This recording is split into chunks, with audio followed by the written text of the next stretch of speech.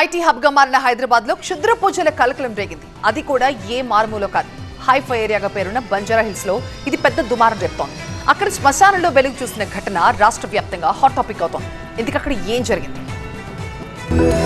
ఈ నెల 9న పంజగుట్ట శ్మశానంలో ఖననం చేసిన పసికందు మృతదేహం బయటకు రావడం సంచలనంగా మారింది. దీంతో అక్కడేమైనా క్షుద్ర పూజలు జరిగాయా అనే అనుమానాలు మొదలయ్యాయి. శ్మశానంలో పసిపాప శరీర భాగాలు చెల్లాచెదురుగా పడి ఉండడంతో కుక్కలు శవాన్ని బయటకు లాగాయా లేక ఎవరైనా తవ్వి తీశారా అనే చర్చ మొదలైంది.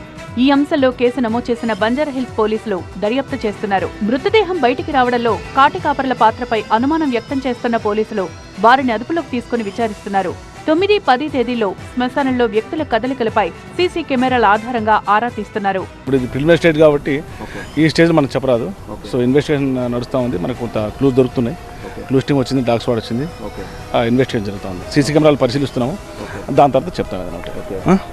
ఇప్పుడు కుక్కలు అనేది మనం ఎవరో వాళ్ళు చెప్పడం తప్ప మనకు నిర్ధారణ వస్తే అప్పుడు చూద్దాం. అది దాని మీద కుక్కలు కానీ మనిషి తీసాడా ఇట్లా అనేది ఇంకా స్టార్టింగ్ స్టేజ్లో ఉంది. డీటెయిల్ మనం తొందరపడి చెప్పినట్టు కాదు, కానీ మనం అన్ని వెరిఫై చేసిన తర్వాత విల్ స్పీక్.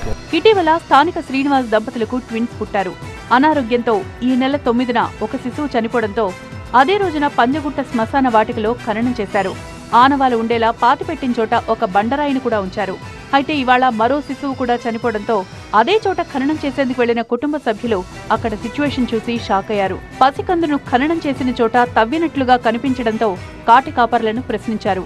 గుంతం తవ్వి చూడగా మృతదేహం కనిపించలేదు. దీంతో పోలీసులను ఆశ్రయించారు. కేసు నమోదు చేసిన పోలీసులు పసికందును పూడ్చిపెట్టిన స్థలంలో క్లూస్ సేకరించారు. ఇది మనుషుల పన జంతువుల పన అనే కోణంలో విచారిస్తున్నారు. ముందు సారీ చెప్పారు వాళ్ళు. అరే ఫస్ట్ టైం అయిపోయింది, ఎట్లా అయిందో ఏమో మాకు తెలియలేదు.